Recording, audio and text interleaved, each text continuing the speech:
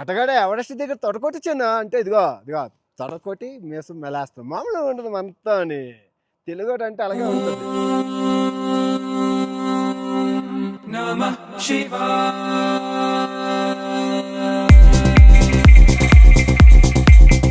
Good morning from Everest, China, Tibet. So ఇప్పుడు 30,000 అడుగుల ఎత్తులో ఉన్న ఎవరెస్ట్ శిఖరం యొక్క సూర్యోదయాన్ని చూడబోతున్నాం. సూర్యాస్త సమయాన్ని నేను చూసాం కదా, ఈరోజు సూర్యోదయం చూడబోతున్నాం. ఇంకా సూర్యోదయం చూసుకుంటూ నేను ఎప్పుడు ఎవరెస్ట్ ఎక్కుతున్నానో అన్ని విషయాలు చెప్తాను. ఫస్ట్ ఒక లైక్ కొట్టి పూర్తిగా వీడియో చూడండి, ఓకే? ఎవరు లేరు చూసారా? ఎవ్వరూ లేరు, నేను ఒక్కరినే. చాలా కొద్ది మంది వచ్చారనమాట సూర్యోదయాన్ని ఎంజాయ్ చేయడానికి. దానికి గల కారణం ఏంటంటే, ఇప్పుడు మనం చైనా సైడు ఎవరెస్ట్ని చూస్తున్నాం. ఎవరెస్ట్ 2 సైడ్లు చూడొచ్చు. ఒకటి నేపాల్ సైడు, అది సౌత్ సైడు. సూర్యోదయం అటు సైడ్ అవుతుంది, సూర్యాస్త సమయం ఇటు సైడ్ అవుతుంది. మంచు గడ్డ కట్టించే చలి ఒకటే ఉంది టెంపరేచరు. నాకు అలవాటు అయిపోయింది కాబట్టి చెడ్డీతో వచ్చాను, మీరు చూసుకోవచ్చు. సో చైనా సైడ్ ఉన్నదాన్ని నార్త్ సైడ్ అంటారు. సో నార్త్ సైడు ఇక్కడి వరకే, ఇదే పీకు. ఇప్పుడు మనం ఉన్నది అక్షరాల 17,000 అడుగుల ఎత్తు. సో నేపాల్ సైడ్ ఇది కూడా 17,000 అడుగుల ఎత్తు, ఓకే? 17,000 ఫీటు, ఇది 17,000 ఫీటు. అయితే మరి అన్నపూర్ణ క్యాంప్ అంటారు కదా, అదేంటి అంటే అది బేస్ క్యాంపు. సో ట్రెక్కింగ్ చేసుకునే వాళ్ళకి అది అనమాట. అది 13,000 అడుగుల ఎత్తు. సో మీకు దగ్గర నుంచి ఎవరెస్ట్ చూడాలంటే ఆల్మోస్ట్ ఇప్పుడు ఎవరెస్ట్ ఎత్తు 30,000 అడుగుల ఎత్తు, నేను 17,000 అడుగుల ఎత్తులో ఉన్నాను. సో ఇంకో 13,000 అడుగుల ఎత్తు వెళ్తే మనం ఎవరెస్ట్ రీచ్ అవుతాం. కానీ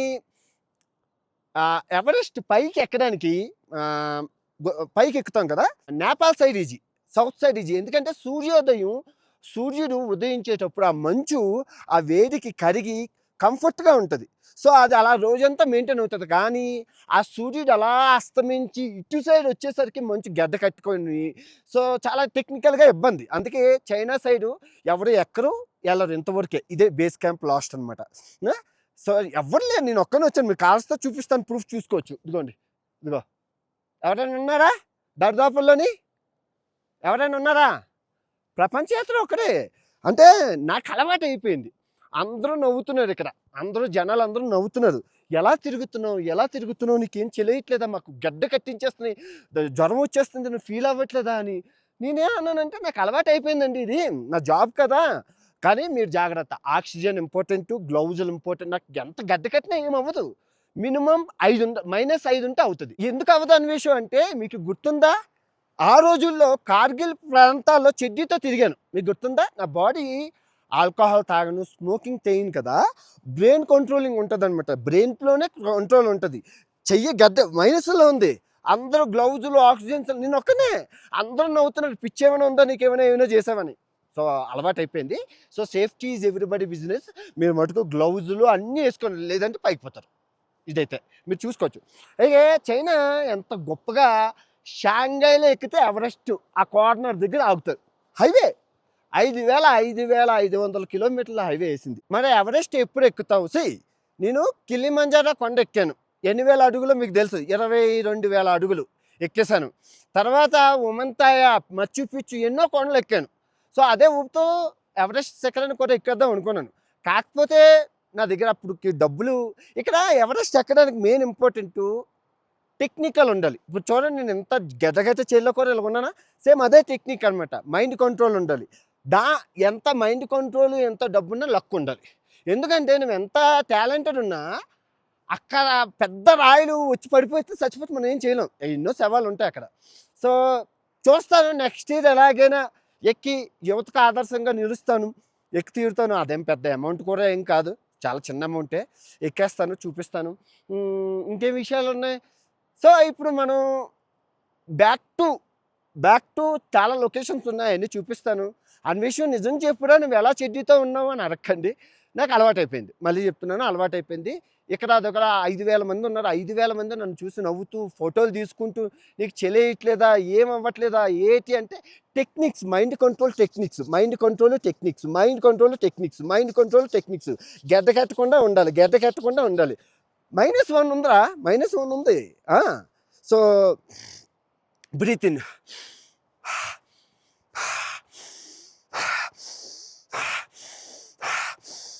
ఆక్సిజన్ ఫ్రీగా వెళ్ళదు ముక్కులోకి, మనం బలవంతంగా ఎక్కించుకోవాలి. సో ఫ్రీగా వెళ్ళడం కోసం ఆక్సిజన్ సిలిండర్లు పెడతారు ముక్కులోకి. అందరి దగ్గర ఆక్సిజన్ సిలిండర్లు ఉన్నాయి, నా ఒక్కరి దగ్గర తప్ప. మీరు నన్ను చూశారు కాబట్టి ఓకే, నచ్చిందని అనుకుంటున్నాను. Back to ship. ఇప్పటి వరకు మిస్ అయిపోయిన వీడియోలు మీరు అందరూ చూడాలి. ఇప్పటి వరకు పిల్లలకు చూపించండి. చాలా కష్టపడి ఎంతో శత్రు దుర్భేద్యమైన ప్లేసుల్లో మీకు ఎంతో విలువైన సమాచారాన్ని, అందాన్ని, ప్రకృతిని చూపిస్తాను. ఇది నా వృత్తి ధర్మం. ఓకే, నేను ప్రాణాలను ఎప్పుడూ లెక్క చేయను. నేను పనే ప్రత్యక్ష దైవంగా భావిస్తాను. చైనాని చూసి మనం ఏం నేర్చుకోవాలి అంటే పనే ప్రత్యక్ష దైవం. పని చేయి, ఫలితం ఆశించక. నా ఐఫోన్ 17లో జూమ్ ఉందో చూడండి. జూమ్ ఎంత అవుతుందో. టెక్నాలజీ వచ్చింది భలేగా. నిజంగా ఎంత బాగా కనబడుతున్నదో. నిజంగా ఐఫోన్ జూమ్ అది. మొత్తం ఎవరెస్ట్ టాప్ పాయింట్. టెక్నాలజీ మామూలుగా లేదు నిజంగాన. బాయ్ బాయ్ ఎవరెస్ట్ శిఖరమా, మళ్ళీ కలుద్దాం. నీ పైన ఎక్కి చూపిస్తాను. Bye bye. దక్కడ దక్కడ దక్కడదే నమ్మడు దప్పడదే పరిగెర్చుని చలేయకుండా పులేయకుండా ఏంటో తెలియదండి, వెరైటీగా ఉంది. అంటే దీనిపైన మంచు పడుతుంది అనుకుంటా. మంచు పడి ఎలక్ట్రికల్ పాస్ చేస్తుంది. దీనికి వైర్ ఉంది, కరెంట్ వెళ్తుంది. నాకు ఇది తెలీదు. ఇది మీకు తెలిస్తే చెప్పండి ఇదేంటో. ఈ మౌంట్ ఎవరెస్ట్ను వదిలేసి ఎక్కడికి వెళ్తున్నాం అంటే చివరాకరి దాకా చూడండి, మీకు అర్థమవుతుంది. లాస్ట్ వరకు చూస్తే ఓ సస్పెన్స్లు, థ్రిల్లింగ్లు అబ్బో చాలా ఉంటాయి. నమః శివాయ.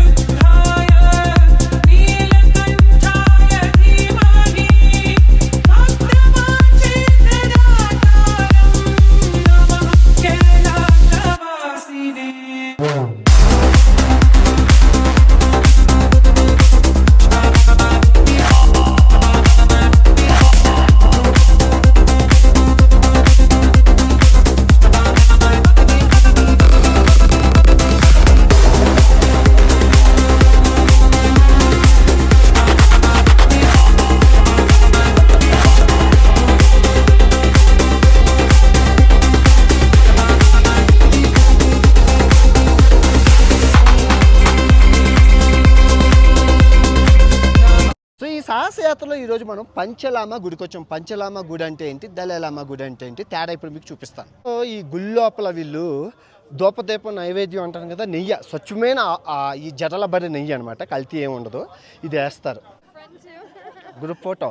Okay okay okay. అష్టాంగ నమస్కారాలు మొత్తం పైనుంచి కింద వరకు అయినా. అదిగోండి అదిగోండి అదిగోండి అదిగోండి. చాలా కష్టం భక్తి.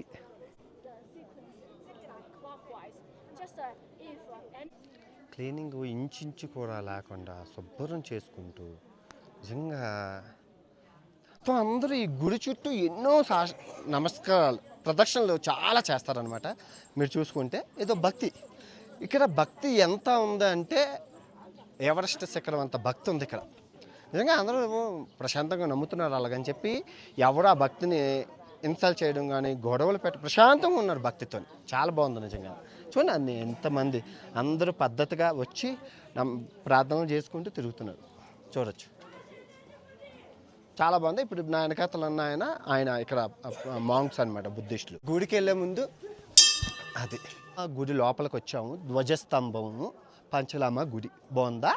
బాగున్నారా? చాలా చాలా బాగుంది. ఇప్పుడు మీరు చూస్తున్నది పంచలామాలు ఉండే ప్లేసు. సో వీళ్ళు ఈ పంచలామాలు దళైలామాల కింద ఉంటారని చెప్పాను. అసలు వీళ్ళంతా ఏం చేస్తారు అంటే బౌద్ధ మతాన్ని ప్రాక్టీస్ చేస్తారు. ఎందుకు ప్రాక్టీస్ అవసరం అంటే ఇప్పుడు మన హిందూ మతంలో చూసుకుంటే మఠాలు, ఆశ్రమాలు ఎందుకున్నాయి?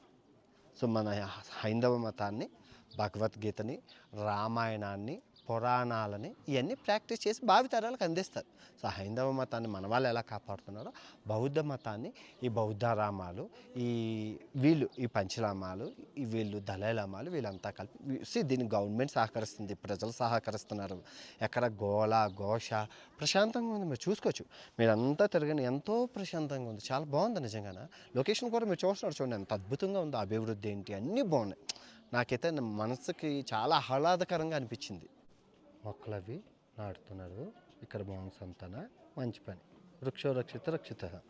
ఇది టిబెటియన్ యొక్క జ్యోతిష్య చక్రం. సో వీళ్ళు ఇది నమ్ముతారు. వాళ్ళ భాషలో ఉంటుంది, వాళ్ళ రాసులు, వాళ్ళ దేవతలు, వాళ్ళ గణగణాలు అంటారు కదా. సో మనకి ఉంది కదా జ్యోతిష్య చక్రం, మన 9 నవగ్రహాలు అవి మన దాంట్లో వేరు. సో వీళ్ళకి జ్యోతిష్య చక్రం ఇది. మీకు ఇప్పుడు అర్థమైందా? ఏం నేర్చుకున్నామంటే దేవాలయాలే కాదు, శౌచాలయాలు కూడా శుభ్రంగా అంటే గుడిలోనే అగరబత్తులు కాదు, బాత్రూంలో కూడా అగరబత్తులు పెట్టుకొని శుభ్రంగా ఉంచుకోవాలని ఈ టిబెట్, ఈ కర్మభూమి, ఈ చైనా సిద్ధాంతం మనకు నేర్పించింది. చూసి నేర్చుకుంటే మంచిదే. ఎలా ఉందో చాలా బాగుంది ఈ పంచలామ టెంపుల్ అదిని. ఇంకా దారిలో ఇంకా చాలా అద్భుతాలన్నీ ఉన్నా. వృక్షో రక్షిత అంటారు మన పెద్దలు. మన దేశంలో ఏమో కానీ చైనా మటుకు ఆ సిద్ధాంతాన్ని పాటిస్తుంది. మీరు నమ్ముతారో నమ్మరో కిలోమీటర్లు ఎక్కడో ఖాళీ ప్రదేశాల్లో చెట్లు మొలకెత్తించి అవి తీసుకొచ్చి సిటీలో అంటే ఈ మాత్రం చెట్టు అయ్యాక సిటీకి తీసుకొచ్చి సిటీకి బొక్కలు పెట్టి సిటీకి రోడ్డుకి ఇరువైపులా చెట్లు ఉండాలంటాం కదా. రోడ్డుకి ఇరువైపులా చెట్లు సిటీలోని.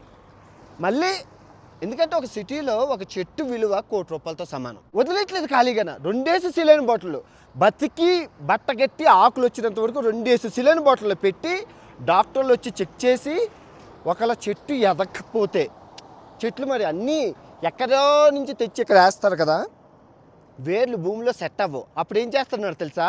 డాక్టర్ వచ్చి చెక్ చేసి మెడిసిన్ జీవామృతం కట్ చేసి జీవామృతం పోసి డాక్టర్ ఎలాగైనా చచ్చిపోయిన చెట్టుకి జీవం పోసి బతికిస్తున్నాడు. ఒక చెట్టుకి ₹1,20,00,000 ఖర్చు పెడుతున్నారు. మరి మనుషుల్ని ఇంకెలా చూసుకుంటారో అర్థం చేసుకోండి. పోనీ ఏదో ఒకటో మన వాళ్ళు యాక్టింగ్ల కోసం, వీడియోల కోసం చెట్లు నాడుతూ ఉంటారు. వీళ్ళు ఎక్కడ యాక్టింగ్ లేదు, మొత్తం కిలోమీటర్లు.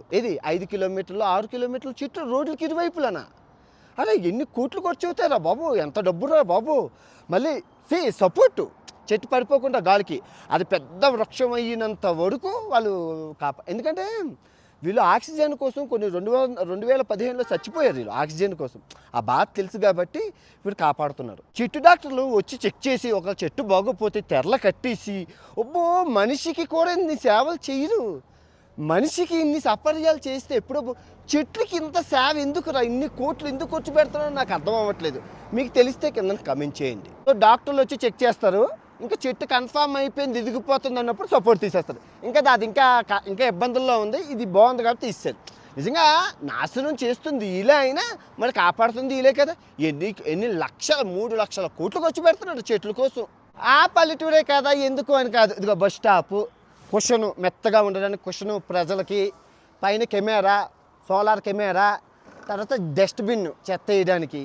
ఒక పల్లెటూరులో ఒక బస్ స్టాండ్ ఇంత క్వాలిటీగా ఉంది. ఇక్కడ పల్లెటూరులో కూడా పార్కులు ఎంత అభివృద్ధి చేశారంటే అంత బాగున్నాయంటే అంత బాగున్నాయి. నిజంగా చాలా బాగుంది.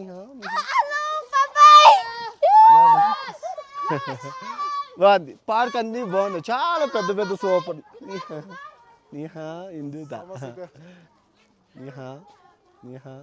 చూడండి ఎలా పలకరిస్తున్నారు పిల్లలు నిజంగానే. చైనా పల్లెటూరులో టెక్నాలజీలు చూడండి ఎలా ఉన్నాయో. నిజంగానే అక్కడ ఒక 8 కెమెరాలు ఉన్నాయి ఇక్కడ చూడండి.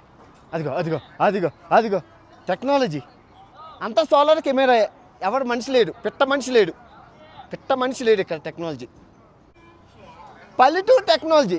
పల్లెటూరులో అవసరం వీళ్ళకి కెమెరా చెక్ చేసింది, లెగిసిపోయింది. మనిషితో పని లేదు, కెమెరా. పల్లెటూరులో అయినా కూడా నీట్గా చెత్త శుభ్రంగా క్లీన్ చేస్తున్నారు. టెక్నాలజీ వీళ్ళు వాడినట్లు ఇంకెవరు ప్రపంచంలో వాడరు. చూడండి సోలార్ ప్యానెల్ 80 మీటర్ల దూరంలో పబ్లిక్ బాత్రూమ్లు ఉన్నాయని చెప్పడం.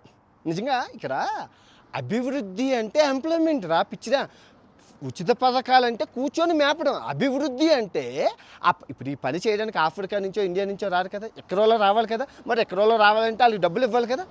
ఒకే దెబ్బకి 2 పథకాలు ఆపేసి అభివృద్ధి చేస్తుంటే ఆ అభివృద్ధిలో పని పథకం. అభివృద్ధి అంటే పని పథకం. వీళ్ళు బాగా తెలివైన వాళ్ళబ్బా. పల్లెటూరులో పబ్లిక్ టాయిలెట్లో 5 స్టార్ హోటల్ కూడా చూడండి పబ్లిక్ టాయిలెట్స్ ఎంత అందంగా ఉన్నాయో తెలుసా. లోపల చూపించడం ఇంకా బాగోదు. పల్లెటూరులో లాకర్స్ అంటారు. నువ్వు స్కాన్ చేసి ఇక్కడ పెట్టేయాలి, నీ సామాను దాచుకోవచ్చు. నువ్వు ఇక్కడ చూసుకుంటే ఏమించిపోదు. 1 కెమెరా, 2 కెమెరాలు, 3 కెమెరాలు, 4 కెమెరాలు, 5, 6, 7 ఉన్నాయి. మీరు జూమ్ చేసుకొని చూసుకోవచ్చు. వాళ్ళు అలా స్కాన్ చేసేసి అక్కడ ఉన్న పార్సల్, చిన్న పార్సలా పెద్ద పార్సల్. నిజంగా అద్భుతం. నిజంగా టెక్నాలజీ వాడుకున్నంత. ఎన్ని కెమెరాలు ఉన్నాయి, ఎవడొచ్చి దొంగతనం చేస్తారు చెప్పండి. దెబ్బకి 3 పెట్టెలు సోలార్ బోర్డు పెట్టారు. ఓకే, ఆ ఎనర్జీ ఇక్కడికి వస్తుంది. ఇది ఏది అడ్వర్టైజ్మెంట్. మీకు కావాల్సిన మీ షాపులు మీ దుకాణాలు అడ్వర్టైజ్మెంట్. ఇక్కడ చెత్త రీసైకిల్ రీయూజు, మళ్ళీ ఇది డబ్బు ఇది డబ్బు ఇది డబ్బు, ఎండ. ఒక ఎండను వాడుకొని కొన్ని కోట్లు సంపాదిస్తున్నారు. సో మొత్తానికి మన యాత్రకి సర్టిఫికెట్ ఎవరెస్ట్ దానికి వచ్చింది. సో యాత్రలో చిన్న మార్పు అనమాట. మీకు చాలాసార్లు చెప్పాను చైనా టెక్నాలజీ వేరని. ఎయిర్పోర్ట్లో టెక్నాలజీ చూడండి, ఒక ఫేస్ ఉంటే అన్ని పనులు అయిపోతాయి. ఈ ఎయిర్పోర్ట్లో హోటల్స్, ఇప్పుడు నాకు ఎయిర్పోర్ట్లో నిద్ర వచ్చింది, ఎక్కడ పడుకుంటాను? రానగాన ధ్వనులు, డిస్టర్బెన్స్, గోల. ప్రశాంతంగా మొబైల్తోని స్కాన్ చేస్తాను, ఓపెన్ అవుతుంది, లోపలికి వెళ్ళి పడుకుంటాను. 2 గంటల 2 గంటలు 3 గంటలు నిద్ర ఇంపార్టెంట్ కదా. నిజంగా చైనా టెక్నాలజీ చేస్తుంటే ముచ్చట, రోజు రోజుకి ముచ్చట. ప్రతి చిన్న చిన్న ఎయిర్పోర్ట్లోనే ఇంత ఇలాంటివి మన హైదరాబాద్ ఎయిర్పోర్ట్లో 10, బెంగళూరు ఎయిర్పోర్ట్లో, ముంబై ఎయిర్పోర్ట్లో పెడితే ఎంత బాగుంటుంది. చిన్న డబ్బా ఎంత ఉంది, ఉల్లిపాయ అంత, ఒక మనిషి హ్యాపీగా పడుకోవచ్చు ఏసీతో. బాగుంది. అబ్బా అబ్బా అబ్బా అబ్బా, ఎంత బాగుంది. Wow, super super. చూడండి ఎంత బాగుందో. ఫ్యాన్ ఉంది, ఎక్సలేటర్లు ఉన్నాయి, టీవీలు ఉన్నాయి, జాగ్ బోర్డు బాగుంది. టీవీ బాబా, టీవీ మీద మీ అభిప్రాయం ఏంటి? అసలు ఏమనుకుంటారు? ఈ చిన్న బుజ్జి క్యాప్సుల్ ఎక్కడికైనా తీసుకెళ్ళిపోవచ్చు. శివుడాజ్ఞ లేనిదే చేవైనా కొట్టదంటారు. నిజంగా నిజంగా శివుడాజ్ఞ లేదు. నేను తీసుకున్న టూర్లో కైలాస పర్వతం ఉంది, మానస సరోవర్ ఉంది. 15 రోజుల యాత్రలో మీరు చూస్తున్నారు. అయితే ఇక్కడ ఏజెన్సీ వాళ్ళు చెప్పిన లాజిక్ ఏంటంటే, ఇండియన్ పాస్పోర్ట్ ఉన్న వాళ్ళని వీళ్ళ తీసుకెళ్ళకూడదంట చైనా వాళ్ళు. అదేంటి, నేను పక్కనే ఉన్నాను కదా, ఇప్పుడు ఎవరెస్ట్కి కైలాస పర్వతం పక్కనే కదా, అంటే మేము తీసుకెళ్ళకూడదు, అది ఇండియన్ గవర్నమెంట్ పెట్టింది రూలు అన్నారు. నాకు అర్థం అవ్వలేదు అది ఆ లాజిక్ ఏంటో. సేమ్ మళ్ళీ అదే టిబెట్ వెళ్ళాలి, కాకపోతే ఇండియా ఏజెన్సీ తీసుకెళ్ళాలట. ఎక్కడికి? కైలాస పర్వతానికి. చైనీస్ వాళ్ళు తీసుకెళ్ళకూడదున్నారు. కానీ మళ్ళీ చైనా వాళ్ళు మిగతా ఫారెన్ కంట్రీ వాళ్ళని తీసుకెళ్ళచ్చంట. సో నన్ను మరి అవ్వలేదు. పోతే ఎనీవే మనం బాధపడక్కర్లేదు. మళ్ళీ ఆ దేవుడు ఆజ్ఞ ఉన్నప్పుడు మళ్ళీ వెళ్దాం. ఏముంది, మళ్ళీ నేపాల్ వెళ్ళి నేపాల్ నుంచి వెళ్తారు. అక్కడ నేపాల్లోని ఏజెంట్స్ ఉంటారు కదా, వాళ్ళని పట్టుకొని అక్కడి నుంచి వెళ్ళాలి. అప్పుడు చూపిస్తాను కైలాస పర్వతాన్ని, దాన్ని నెక్స్ట్ టైం. ఎనీవే కొంచెం బాధగా ఉన్న, డబ్బులు వెనక్కి ఇచ్చారులేండి అని వాళ్ళు చెప్పారు. వాళ్ళ మెసేజ్లు అవి పెట్టారు. అన్వేష్ సారీ, మేమేం అనుకోవద్దు, మాకు ఈ లాజిక్ కూడా మాకు చాలా కన్ఫ్యూజన్గా ఉంది అన్నారు. ఎనివే ఈ వీడియో ఎంతటితో సమాప్తం. తిరిగి మరో మంచి వీడియోతో రేపు కలుసుకుందాం. ఉంటాను. Bye bye and good night.